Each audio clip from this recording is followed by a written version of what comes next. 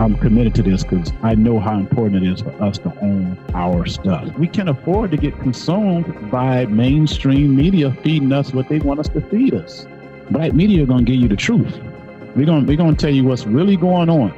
You are now listening to the BV Mobile Apps Podcast. The show is designed to help you grow your mobile app audience and get advice from experts in your industry. Now, here's your host, Sean Garvey.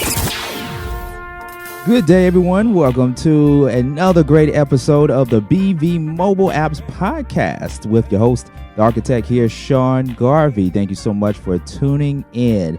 Happy New Year to everyone listening to us on all of your streaming services platforms, including Spotify and Google Podcasts, as well as bvmobileapps.com. Now, I want you to stay tuned. Towards the end of the podcast, we're going to give you some information on how you can create your own BV mobile apps, and we also have some additional details we would love to share with you. So stay tuned for that. I have a great guest on the telephone lines today right here on the BV Mobile Apps Podcast. This gentleman manages 3 FM radio stations, 103.7 The Beat, M106 FM, as well as 98.5 The Wire.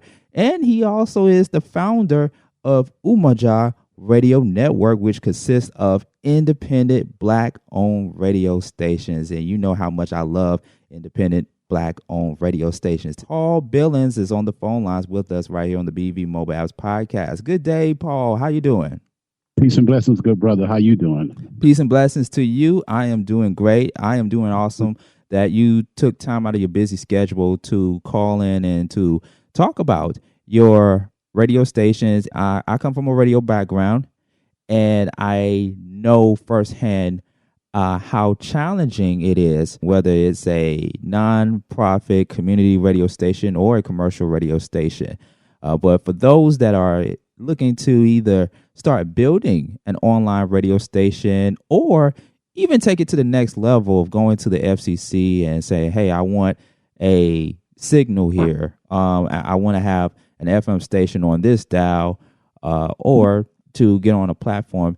We want to educate people. But before we get into that, Paul, I want to talk a little bit about your background. You have a very interesting background in radio. Let's talk about the genesis of Paul Billings and what got you here to the point where you're managing 3 FM stations, radio stations to be exact, as well as having your own independent Black network.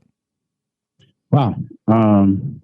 Next month, we celebrate 19 years as the very first Black low-power FM radio station in America. And my operation started off in the basement of a house. Now we own a building in the heart of the Black community where we actually have another white radio station renting tower space from us. And so we've been around. All praises to the Creator. My journey started in Muskegon Heights, Michigan. I'm a proud graduate of Muskegon Heights High School, all Black school on the west side of the state of Michigan. No, we're not in Detroit, but I learned a lot. I DJ'd the parties, did announcements on the intercom for the school, and it kind of like paved the way for me to be where I'm at here, and went on to college and DJ'd in Ann Arbor, Ypsilanti, Detroit area. And then got into the TV side with a video show.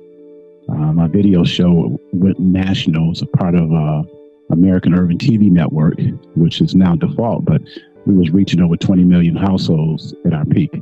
From the video show side, I was interning at different radio stations, learning the business sides of running radio stations. And I saw the opportunity under, I think it was President Bill Clinton. Yes, I saw the opportunity for low power FM. Was being established under the Democratic president, and I did my own engineering paperwork, and we got approved. And from there, the passion to help the people had always been one of my mission. Former correction officer, worked in the prison for 13 years from the age 19 to the age of 32. Million Man March kind of changed my life, changed my vision, and gave me a sense of purpose. And so everything that we've done, we try to commit it to educating and empower the Black community. So we built 103.7 to be on those premises. And because of that, the community has gravitated to us, been behind us 100%, and has made us one of the most successful independent black-owned community radio stations. And about 5 years ago, we got lucky. Did a license, using one of my friends' nonprofits down in Orlando, Florida. Did the engineering paperwork, and we got lucky and got us a signal in the heart of the black community in Orlando, in Pine Hills, which is 80% black. So I would just say that God has been, the creator has definitely opened up doors for me before I even got there a lot of times. And being a good steward, trying to be the best. I'm not perfect, but I believe in paying my tithes, and I believe in paying it forward. And I believe because of those things and the ancestors praying for me and the sacrifices they made, that I've been able to reap some of those benefits. I can talk all day, Sean. So you got to. I'm just going to let you ask the next question because it is a lot I can say. Yeah, you know? Yeah. But to summarize everything that you just said within the last few minutes that you spoke, hard work pays off. That's what it's all about. Hard work pays off, and paying dues is very important to get to where you need to be in any industry. It doesn't have to be just radio. It could just be anything outside of radio. But in radio, you definitely have to pay your dues first before you get to the next level. Outside of radio, father of two daughters, Monica and Victoria, how have you managed to keep a professional life while maintaining fatherhood? I know at times that can be a lot, but how do you manage your life with your two daughters and your career in radio? Well, fortunately, I should have put down in their bio that they're grown now. They're 31, 30, going to be 33 and 32. But I did have custody of them when I was in my beginning stages of this business, and it was tough. Fortunately, I had a mom. My mom stayed right down the street from me, and she co-parented with me and helped shape the minds of my daughters, and that really helped out a lot because I bring the testosterone, and they needed some estrogen to kind of add that balance. So big ups to my mom, because it was a struggle, trying to raise females, young girls who have already went through trauma. So you need to be there emotionally and physically to let them know that you're not going to abandon them. And, but fortunately they're doing good. I've been able to, see them reach their 30s and doing what they love to do. But it is a challenge, and it's, that's the beauty of life though. Mm-hmm. Are they following? Are they following your footsteps in radio, or are they taking up a different profession outside of radio? I think, one of them went on to get a master's degree in sociology, but now she's an inspiring YouTuber. So I would say yes. And I did have her do a documentary, radio documentary on criminal sexual misconduct. She's a sexual assault survivor of sexual abuse that happened before I got custody of her. And so she did a documentary on that. But they're creating their own lane. Today's date, you got a lot of internet, and they're creating their own lane. My youngest daughter is a business owner, so they both are working for themselves. So that aspect, they're following my footsteps. My youngest daughter have a line of lingerie clothes in her name, her logo, her trademark. So I guess you can say, yeah. Now are they helping run the station? I wish. You need that extra hand or two. Oh my God! Especially early in, and my oldest daughter did help out with the news when she was in high school, but it was kind of hard to maintain that intensity. Yeah. But coming up in radio, especially when I started at a nonprofit radio station in Atlanta, I didn't know how the DJs and the on-air personality and the staff were getting paid to do this profession that they love. But as I graduated from one radio station to another, after that, it was mostly commercial radio stations. It was very paramount that as a on-air personality, as a producer, board operator, engineer, all things considered radio, it was very paramount to learn the business side of radio. Exactly. Paul, why is it important to learn the business side of radio? Not just only the technical side of radio, but the business side of radio. I mean, it's the source. It's how you survive. There's a misconception that radio stations get paid for just playing music. If you got a DJ that's taking money to play music, that is payola, unless they are putting a disclaimer out there. And so we survive off advertising, sponsorships, fundraisers, doing events. That's the way. That is the bloodline for any radio entity, unless you're subscription based. And so it's important. But unfortunately, good brother, with Black-owned radio stations, we do significantly less when it comes down to revenue dollars than our white counterparts. And I'm talking about embarrassingly less. Probably getting 1%, 2%, 3% of the share in the society, we should be getting at least 15, 18%. And so it's a struggle for Black media. It's a struggle because the people who make decisions on buying products do not value our outlets, because they know if they make our station powerful, they won't be able to control us. The more money you get, the more power you get, the more things you can do. You can't be controlled. And even though we have the listeners, Black people listen to radio still more than any other group of people. We watch the shows that reflect our values, our culture more than any other group of people. We buy cell phones, electronics more than any other group of people, and clothes, beauty supplies. That is what we do. But you do not find these companies even being good corporate citizens in Black communities, which is terrible. Every piece of advertising dollar that I have gotten throughout the years, I had to fight for it, including threatened to boycott, threatened to have people out in front of the storefront to get dollars. And so it's a struggle, but it's essential. I want to circle back to the point of the challenges and the struggle of maintaining a Black-owned radio station, especially when it comes to advertising dollars. I want to circle back a bit later in the podcast, but I get a lot of questions from people who always wondered if advertising and sponsorship is the same. Is there a difference between sponsorship and advertising?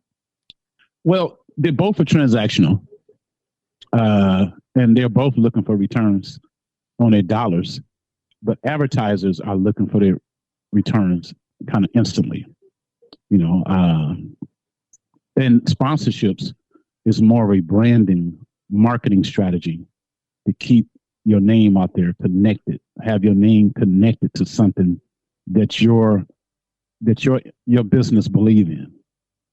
So there, for instance, last year, prior to the COVID-19, we had the Heart and Soul Music Festival scheduled for in Orlando. We had Florida Lottery connected as a major sponsor. We also had Budweiser as a major sponsor. Budweiser was not looking to increase their market share. They was looking to be connected to a positive event that they know their customers or their potential customers patronize. And so it's a different type of strategy when you advertise and when you're sponsoring. Okay. Yeah, I can definitely see and hear the difference between being an advertiser and being a sponsor. But what do you think, in your honest professional opinion, what do you think is more beneficial to the on-air talent or to the people in radio? Do you think one is more beneficial than the other? Is advertising better? Is it more beneficial than sponsorship, or is sponsorship more beneficial than advertiser? Well, because me as the manager who handles budget, advertisers underwriting is definitely more important, because I can see that I have a year contract with this client. In comparison, I'm waiting for this client to sign a contract for a concert that we do in September. It's a different type of budget it's going into. It's going into an event, or I'm waiting on this person to sign a contract for a job fair or sign on for the turkey giveaways. But when you have advertisers, that is funds that is coming in monthly in a regular basis. And it helps you, it gives you that little room that you need to manage. If I know I'm bringing in X amount of Z, then I know that I don't have to lay nobody off this month. Mm-hmm. And advertising helps you do that. And most clients would sign on for, most big clients would sign on for 12 months at a time. Say I come in as a client, right? I come in as a client for a big company and I want to invest into your entity because I see the potential there or I see something in there. But how can you as a radio programmer or a general manager, or station manager for that particular station, how can you ensure me that I will be able to get that return back? You know, you can absolutely guarantee returns. If they want to invest on underwritings, we have the data that shows that our listeners, particularly I'm speaking of 103.7, listen to us 8.5 hours a week. So we can guarantee them the black community is going to hear their spot because we penetrate 60% of the black community. If we don't get mom, we get the daughter. If we don't get daughter, we get the grandkid. We're going to get someone in that household that week. And we can guarantee you that they're going to hear the spot. Now, what they do, we can't guarantee that they're going to walk in your door right then and there. But we're guaranteeing that you should see some return on your product, on whatever you are trying to market. But we can't offer this guarantees you're going to increase your market share by 300%. I don't know. I don't know if any company could do that. Maybe Facebook could do it. They got a lot of data. Right. But we can guarantee that their name will be out there. And in our particular business, the stations that I manage, every time a client come on, they don't leave because they do get a response. And they get it at a far cheaper rate than they would going to the white counterparts or the billboards. Mm-hmm. So our struggle is just getting them to the table. And it could be a struggle because a lot of advertising agencies are paid on commission. So they get a commission of the ad buy. The black radio is charging $25 and country radio is charging $75. And these big boys over there at country radio, they're gonna put their money over there at the country radio station. And they'll be able to justify it. And unfortunately, black radio could not have that same rate because they base advertising based on how many people you reach and cost per point and all that. And so it's a messed up scenario for us. We got the best rates in town, but we still not getting the advertising that we should get. Yeah. Yeah. As a professional in radio, think of a time back in the day where a mistake happened and you was like, dang, I should have kept that advertiser on if I did this, or I should have had that advertiser or that sponsor on my radio station than that advertiser or that sponsor that we have granted 3 to 6 months of advertising or sponsorship time. What mistakes have you came in contact with or have you learned when it comes to dealing with advertisers and sponsors? Honestly, Sean, we've been very fortunate, man. A lot of my clients have been with us a long time. So if we lose anyone, they're small clients. They're small clients who just can't afford the minimum that we require clients to pay. And because we have to set the bar somewhere. And so I have lost clients. And sometimes you regret that you have to set these bars, but you can't. It's just impossible to be taking just anything. And these clients and these people are expecting you to deliver on a very minimum amount of dollars. So the ones we have lost, we have thought of ways to accommodate them in other ways. Maybe you'll get Facebook posting, Instagram posting. We can have you on the website where people will see, your logo. Those kind of ways to make up for that radio advertising that they're not taking advantage of. Mm-hmm. So we have to find ways to be creative. So if they saying, I don't have the money, okay, then we're going to give you something else. How about this over here? And then there's just some clients who feel like they can use you to get to a point. The doors are open. People are coming in every day. They feel good, like they did their job. They don't need to market no more. And it's hard to convince some of them people to come back. They're like, okay, I'm hot now. People see them. They tasted my product. They like it. This one's is good. So you got some who just never do any. Word of mouth has been enough for them after that initial buzz. And what do? It's hard. You just keep going. I try not to spend a lot of time worrying about one particular client because there are plenty more out there. Mm. Yeah. And your brand should sell itself. Actually, I stopped knocking on doors about 5 or 6 years ago. People call us because they know their brand. The brand recognition is there. Yeah. They see the people that's connected with our entities, our winners, and everybody want to be in the winner's circle. Mm-hmm. Well, what is your advice to those that are looking to invest into a radio station like yours or like any FM radio station, no matter the genre or the kind of radio station? What is your advice to potential advertisers and sponsors looking to invest into a radio station? Do your research. I would say find a station that missions kind of lines up with your product, and try to make that marriage. And I do want to mention that since we have a Democratic president now, the FCC is going to be Democratic, and because of that, they're going to be opening the window for new low power FM FCC licenses probably in the second quarter or third quarter of this year, which means there will be a potential of about maybe 500 to 1,000 licenses across the country available. Now, they might not be in major cities, but they might be outside those major cities. And I want our Black people to get ready. Unfortunately, out of the maybe 3,000 something licenses out there, there are only about maybe 100 that are Black.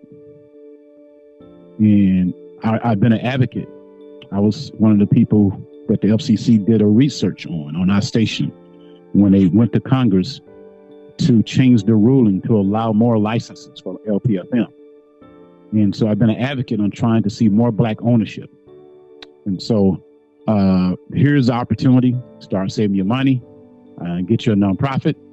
If you don't have a nonprofit, find someone that you know who has one that's been laying dormant and reactivate it, and go to recnet.com, resnet.com.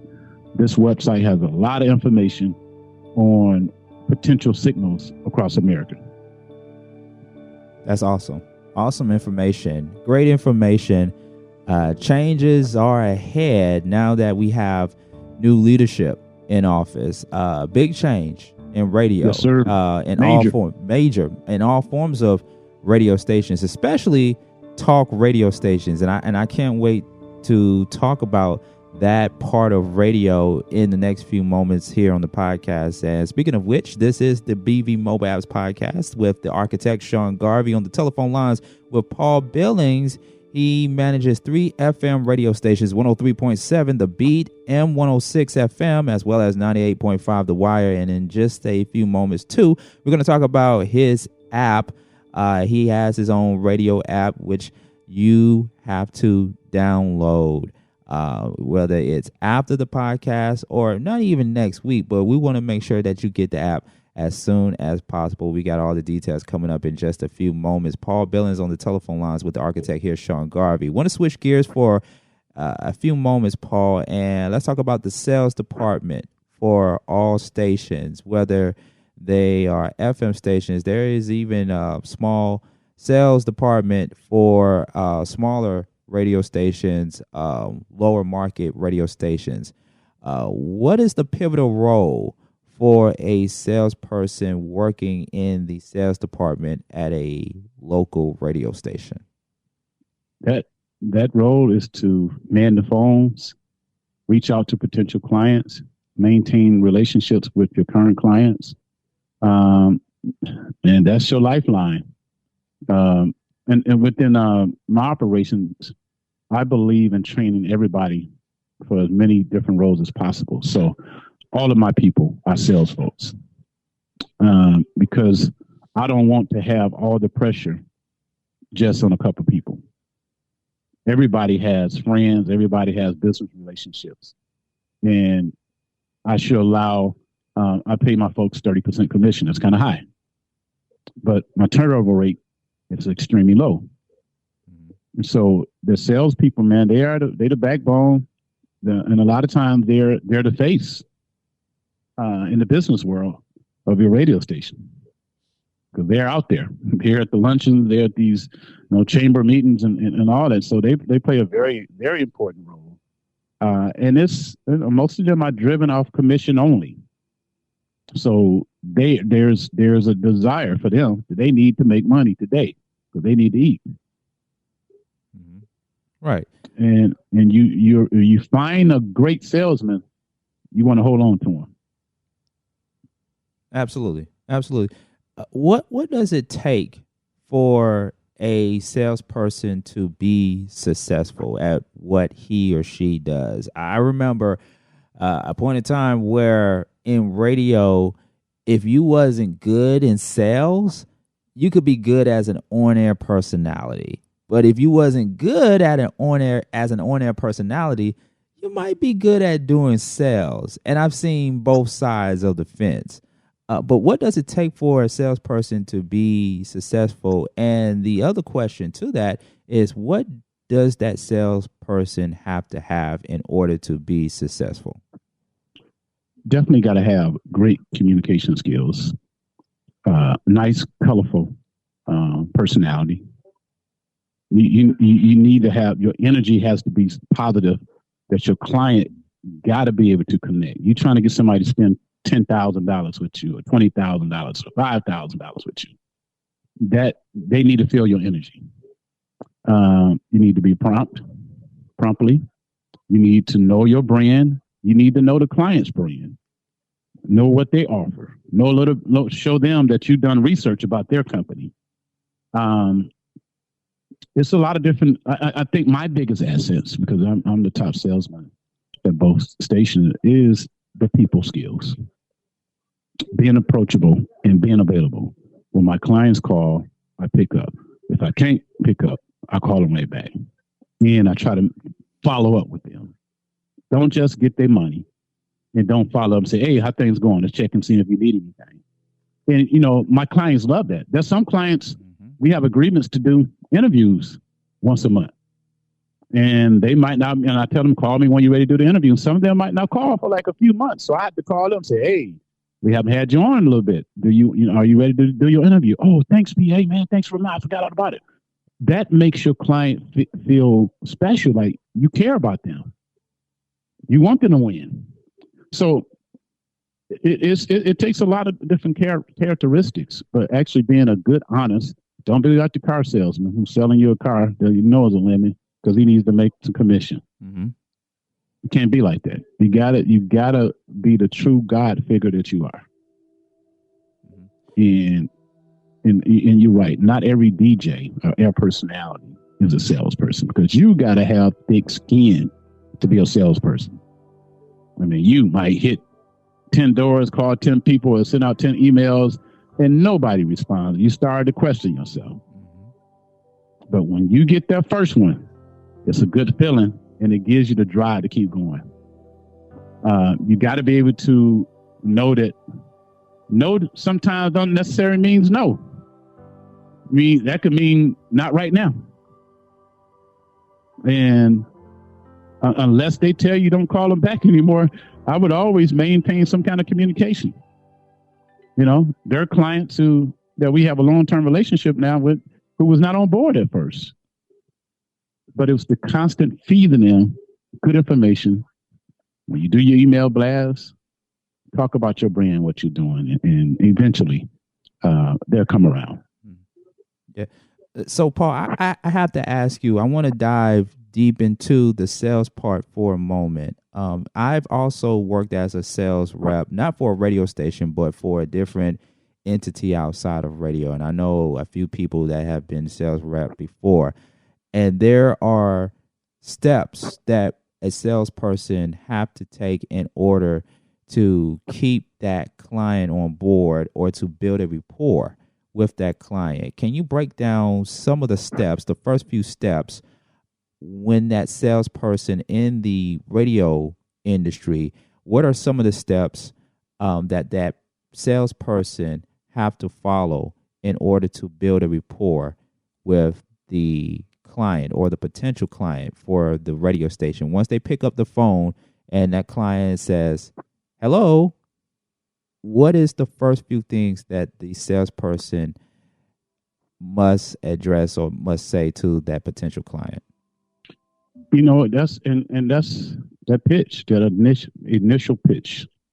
Whether you call them because you have a special you're running for Black History Month or a Martin Luther King Day special, or you call them because you have a special event coming up, you want to see if they want to partner up on feeding the needy.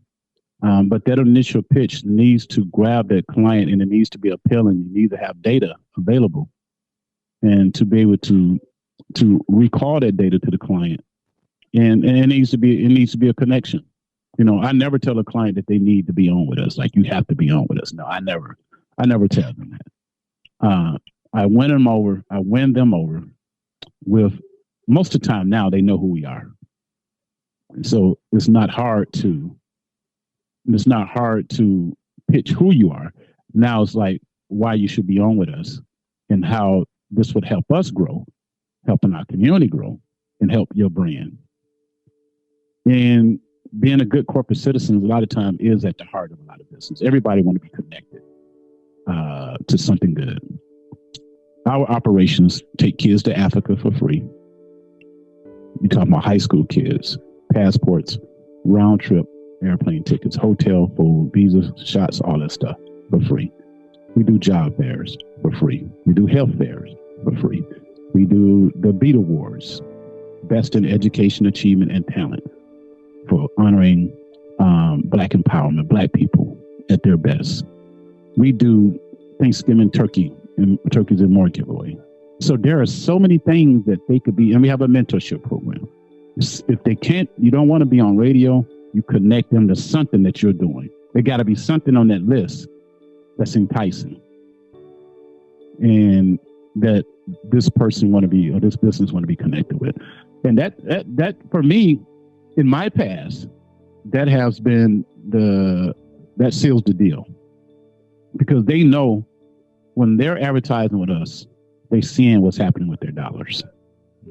We just did a tampon drive to send to the kids, girls in my village in Ghana. I'm a chief in Ghana. And unfortunately, a lot of the girls don't go to school when they're on their monthly cycles because they don't have tampons.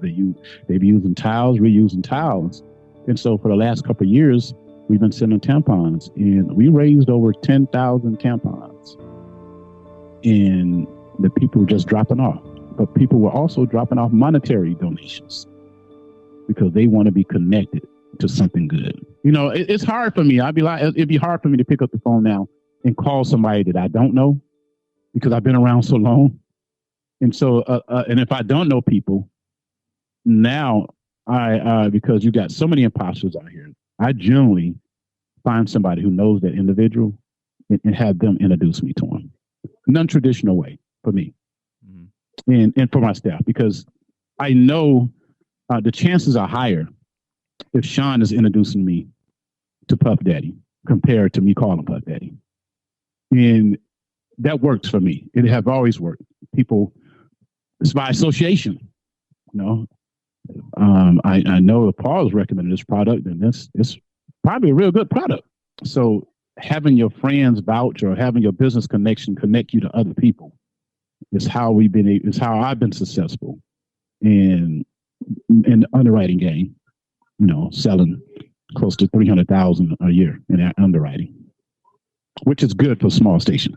You know, what is so interesting with what you just said, it's pretty much about being connected to the community. And I think that's another attribute that a salesperson has to have in order to survive, is to be connected to the community and to help bring the radio station and the community together. I also think, too, that is very important for salespeople or for one or two salespeople to be out there during functions, during live radio remotes, to just stay connected to people in the community. A great thing you said about giving feminine products to the young girls in Africa and to help them when they're on their cycle. I think that's very vital when it comes to radio, getting involved in the community and getting involved in neighborhoods and in different areas around the world to raise awareness. That is a part of raising awareness to help those that are in need. And I've seen so many times, Paul, of radio stations, whether they are the big market radio stations or even the smaller market radio stations, be out there in the streets and in the community helping the less fortunate or helping people who are in need of some assistance. And sometimes I feel like the salespeople in the radio profession don't get their props. They don't get their just due. Do you feel the same way? Oh no, yeah, you're right. They underneath the radar. You know, they're not on radio. They're not on Facebook Live. But they are the lifeline. They are, and most of the time are, if not the highest paid, second to third highest paid individuals inside the organization. If you're in a big station, big market, you're really doing good. You're really doing good.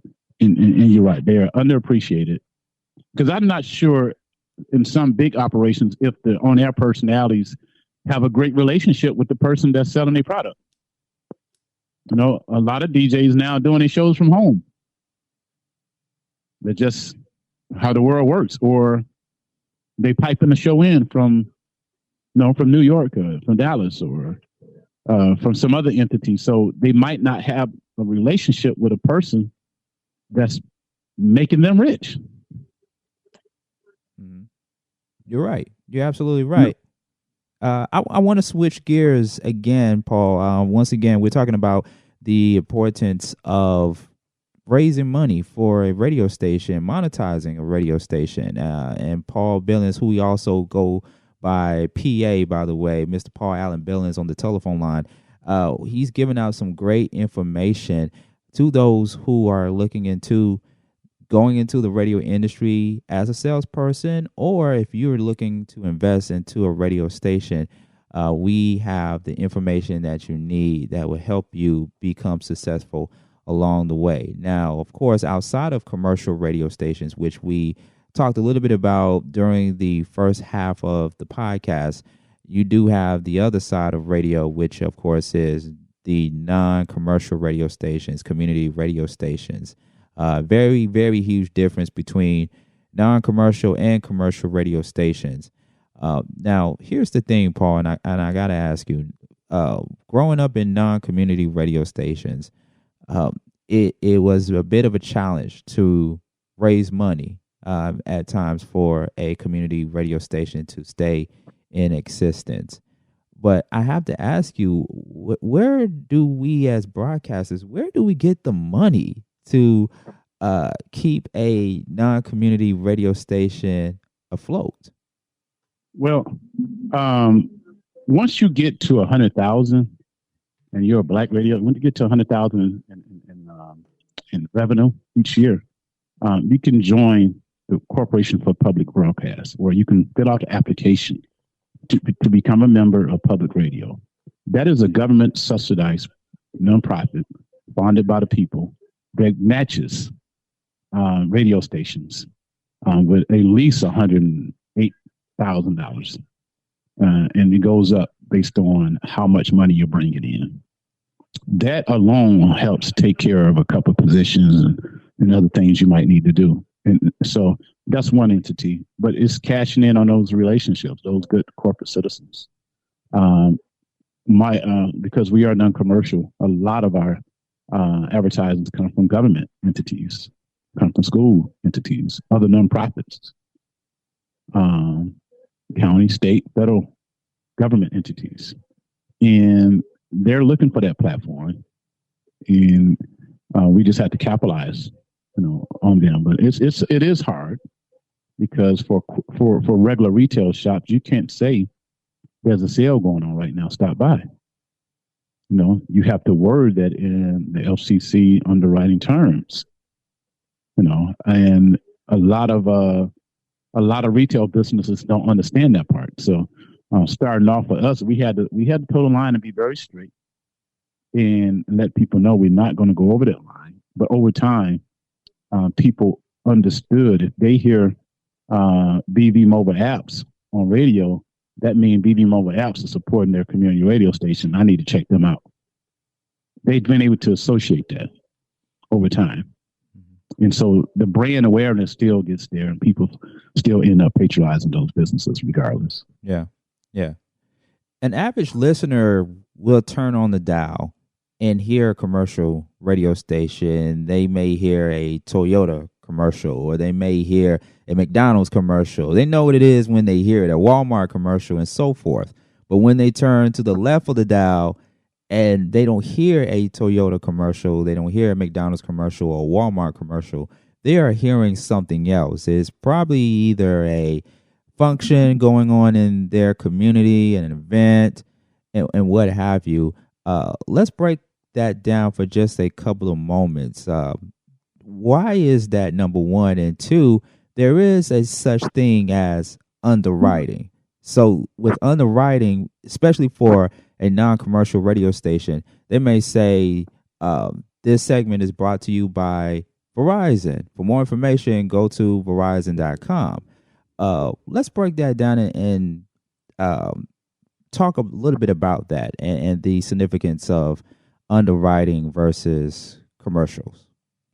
The prevailing thought is that non-commercial radio station is a non-compromising independent form of media, and that non-commercial radio provides a thought in opinions and news that you won't get on traditional radio stations. And because we know in commercial radio stations, you could be bought. You could be bought with ads, and you could be bought just with content. And you can't do that in a non-commercial radio station because it's just not possible. And so the FCC has been established the left side of the band from 91.9 on down to 88.1 as a non-commercial band on the radio dial, which should give you an unbiased. Now, when I say unbiased, that the radio station itself would not be a Republican or a Democrat or leaning type of institution, but it should give you unbiased reporting, meaning that you're going to get different opinions. And along with that is the guidelines that the content needs to be non-commercial, and which adds integrity to your reporting. Some entities, like Al Sharpton, was very quiet when he came down to the Comcast lawsuit filed by Byron Allen. You ask yourself, well, why? Because Comcast owned MSNBC. Al Sharpton works for MSNBC. And so that commercial tie right there kind of locked him down. Even though he has a big platform and a big voice, he was quiet. He wasn't sounding alarm like a traditional Al Sharpton would. So that lets you know how we can be controlled. And the non-commercial side allows for that for those voices to be heard. Mm-hmm. Very interesting piece of detail in radio broadcasting, or just in media as a whole, because it stretches not only radio, but it also stretches to TV. Like you said, Al Sharpton, he's on the radio. He has a syndicated radio show, but he's also on MSNBC, and I know that rubbed a few feathers there, especially towards people like Byron Allen. But they are two black men in the industry, in the media industry. And it takes me back to the point that we discussed early on in the podcast about independent black media, especially radio.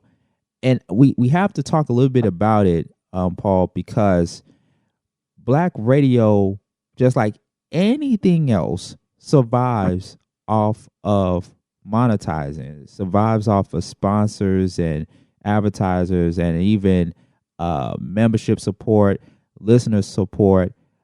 Let's talk about it. I mean, who can we point the finger at? Can we point the finger at the powers that be, or can we point the finger at the listeners or at the people for the limited amount of support towards independent black-owned media?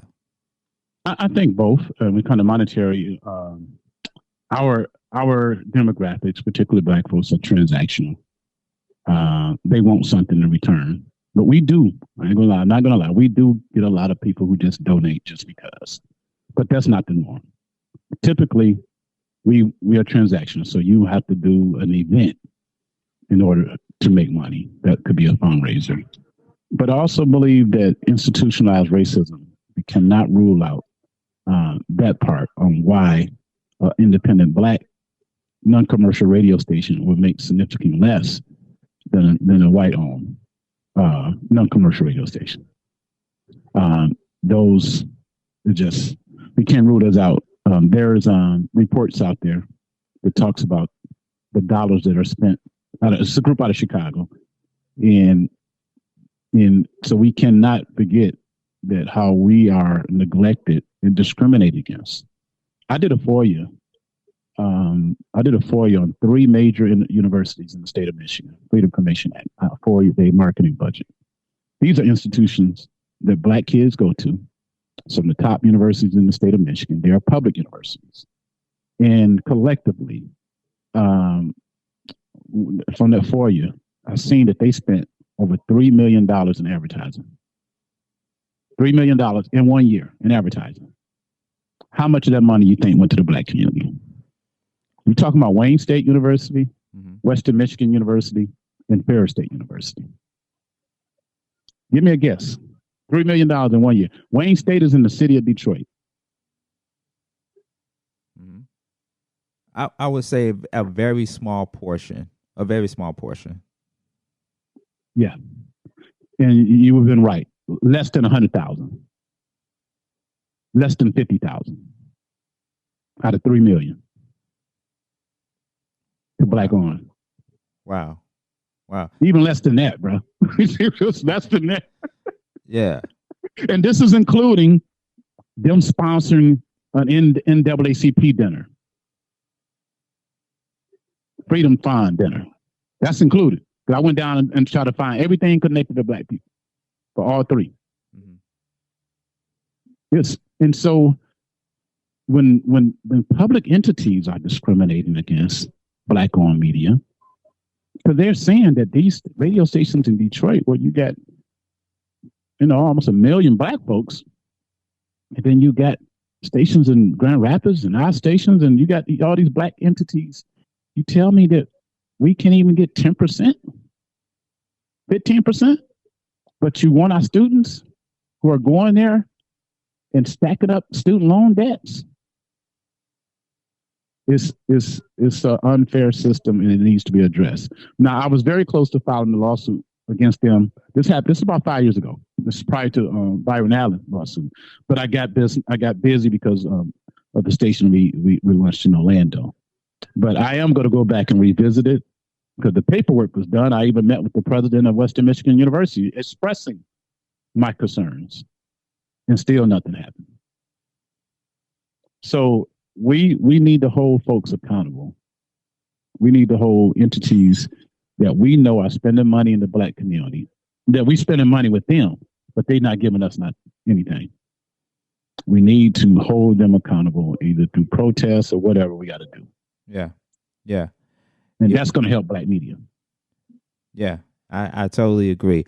Now, listen, Paul, we only got a few minutes left right here on the BV Mobile Apps podcast, and I cannot wait until we do a part 2 on this conversation, because you shared so much great information to our listeners in regards to the importance of monetizing a radio station. And we're still in a pandemic, COVID-19. Jobs been lost. A great amount of people have lost their jobs in the radio industry, from iHeartMedia to other entities. How do you, as a manager who manages 3 radio stations, and you have your own app, in which we'll get into in just a few moments, but how are you able to survive in a pandemic where you still have to monetize or help monetize these 3 radio stations, including your app? I think the answer was surprising. Radio is essential. It's essential programming. But Black radio is paramount. It's the voice of the people. COVID-19 was hitting Black people more than any other group of people. So our listeners are locked in, and our advertisers, underwriters knew if they need to get a message out right now, you need to go to the Black media. So our advertising increased during the pandemic. Underwriting increased during the pandemic. My staff got pay raises. Because we continue to operate. We had to operate. We operate from home, or we keeping the minimum amount of staffing at the stations. But it's been very well for us. We got a lot of announcements, health announcements, and things dealing with COVID related, and institutions who are adjusting their hours and they want to get the information out there. So it's been pretty helpful for us. Surprisingly so. Nice. Who would love to have a pay raise in their radio job right about now? Who would love it, especially in a pandemic? Right. Yeah. All praises to the creator, man. Absolutely. Umoja Radio. Let's talk about it. It's your app that you have, and it's all Black everything. It's an independent Black-owned entity, independent-owned Black radio network also. How can people download the app, and what can people expect from the app when they click on that app icon to listen to content? Uncompromising, independent, Black-owned, that was screened personally by yours truly. I ran around, found these stations that I knew of, or heard of, or talked to. We created our own version of iHeartMedia. iHeartMedia refused to allow stations like ours that got more listeners than the commercial radio station that's trying to cater into the Black community in my city, in Muskegon, Michigan, where my home is at. We got more listeners than a Cumulus station, but they got the Cumulus station on the app and refused to put us there, even with the data. So I knew then. I know how white supremacy works. So that's okay. We'll create our own. So we created Umoja Radio to be a platform for independent Black thought. And you have different genres of music there from all over the country, from the East Coast to the West Coast. And I'm pretty excited. I'm very, very happy about it. To have some people are saying they didn't know we had this many independent Black-owned community-based radio stations. And they're going to expect to see a variety of different thoughts. I mean, we got stations there, Sankofa Radio, man. They go hard in the paint every day. Mm-hmm. Professors and scholars on, and I'm like, man. I mean, it's empowering. Yeah, and we can afford to get consumed by mainstream media feeding us what they want us to feed us. There are still people getting killed on the streets. There's still low employment rate in the Black community. There's still other issues happening in our community, so we cannot get desensitized to this. Black media are going to give you the truth. We're going to tell you what's really going on.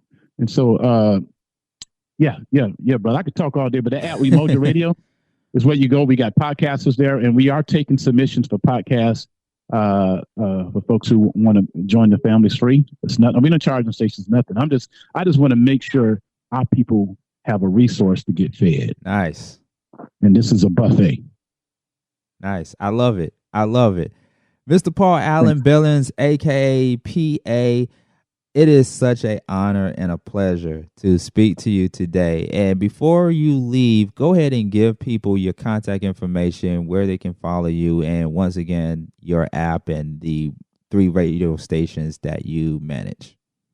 Well, I got 2 email addresses, and the easiest one is for the one in The Wire 985 in Orlando, Florida. That's PAB, P as in Paul, A as in Apple, B as in Bravo, at thewire985.com. You can email me there. I can be contacted.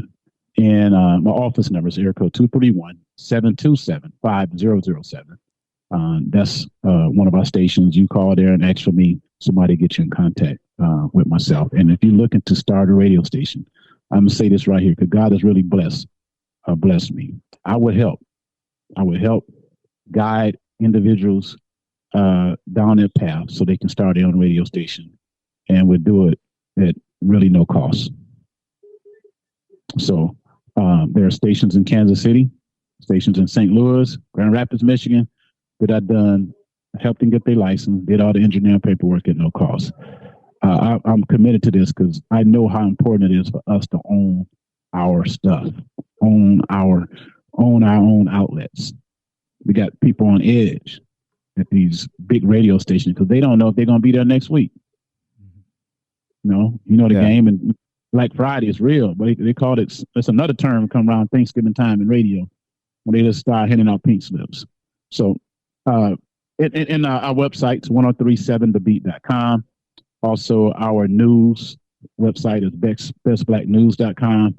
Our app, Umoja Radio, UMOJA. It's in the app stores on Apple, Google Play, Amazon. And even to those faithful BlackBerry phone holders, we even got it there. We still have a BlackBerry. That's it, man. We out here. In my Instagram, me personally, Paul Allen Billings on Instagram. You don't have to follow me, but follow the station, The Wire 985, 1037 The Beat, and M106 FM. They all on Instagram, and I'm on Facebook. So we out here. They can be found. Just type my name. You type my name in Google, a lot of stuff pop up, man. Don't believe the 3rd and 4th pages now. You got to believe the first couple pages. You know what I mean? Yeah.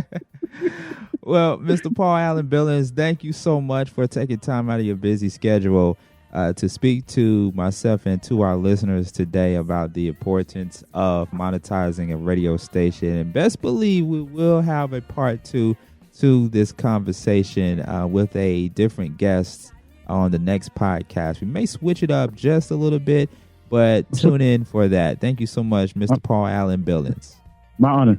Peace and blessings. My honor, sir. Have a good day. You too. Peace and blessings. And ladies and gentlemen, this has been another great edition of the BV Mobile Apps Podcast with your host, Sean Garvey. Make sure you follow me on all your social media at Sean Garvey ATL on Twitter, Instagram, as well as on Facebook at Sean Garvey. Now, check this out, folks. We are still hiring talented coders and graphic designers. So if someone is interested in a job with us, please contact us at hr@bvmobileapps.com. Until the next podcast, until the next BV Mobile Apps, make sure you go to bvmobileapps.com and have them design your app today. This is Sean Garvey signing out, and we will talk to you soon. Make sure you follow us at BV Mobile Apps on social media as well. Have a great day. It's a new year. It's a new day. We're starting it over. Starting the day. Thank you for listening to the BV Mobile Apps Podcast with your host, Sean Garvey. For more information about BV Mobile Apps, visit the website, bvmobileapps.com. Don't forget to follow BV Mobile Apps on social media at BV Mobile Apps. Tune in again next time on the BV Mobile Apps Podcast.